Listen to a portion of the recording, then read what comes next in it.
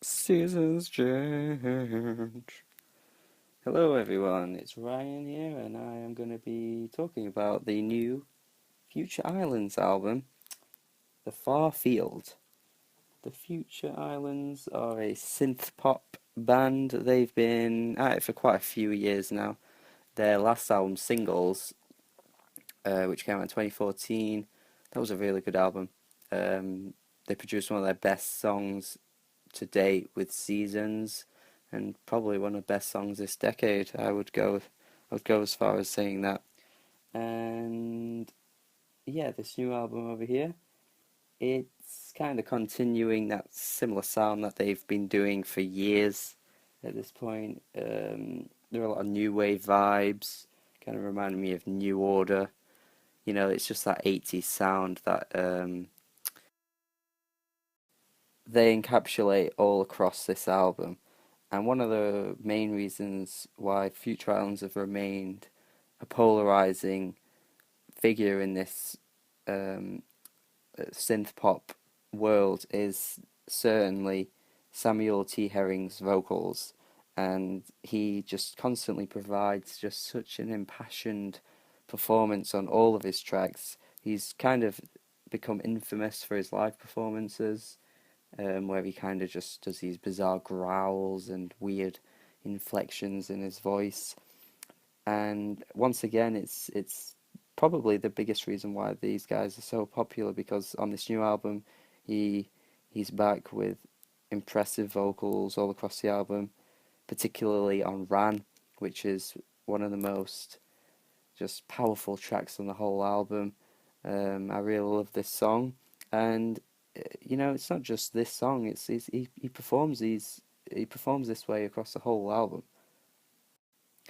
The only issue here, though, is that with the amount of range in his voice and the diversity that he can bring with his vocals, you'd expect by now that Future Islands would have experimented more with this, because since he is kind of like the extra instrument within the band, I just would have hoped that we would have heard so much more excitement within their songs at this point, because this album does fall into the trend of what they've already been doing before, and you could kind of say that they're essentially rehashing older ideas, which they kind of are, but they are doing it really well.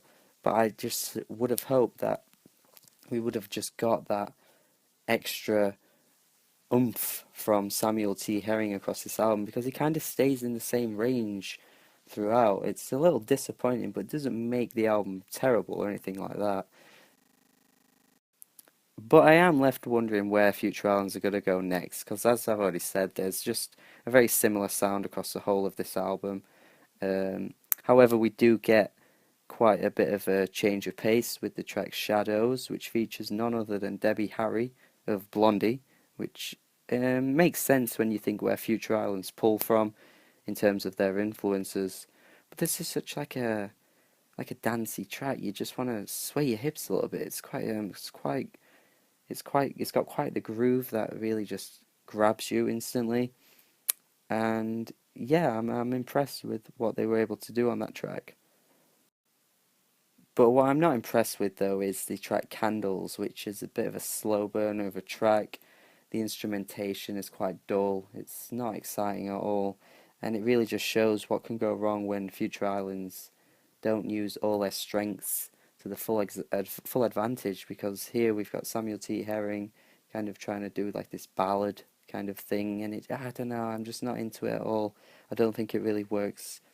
And considering so many of the tracks on this album, like Time on Her Side, which just from start to finish, that it just builds, the instrumentation just keeps adding and adding, and by the end you just have this kind of uh, like intense moment where everything just comes together, and it just sounds really quite spectacular.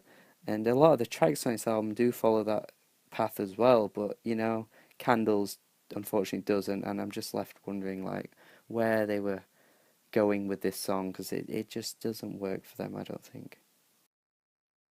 As a whole, this album reminds me of the shamefully ignored album from the Lower Dens, which came out in 2015 called Escape from Evil.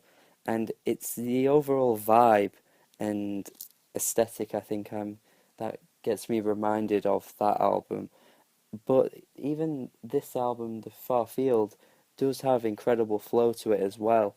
And there's the sound of it is really gripping, but it's just got me wondering where Future Islands are going to go next, because if they keep doing this same kind of sound on every album, it's not really going to keep people as polarized as they once were. But yeah, it doesn't change the fact that this is a very good album. I'm just hoping that they mix things up a little bit in the future. If you want more music reviews, then make sure you subscribe to Not Real Music, and also make sure that you have a good day. Goodbye.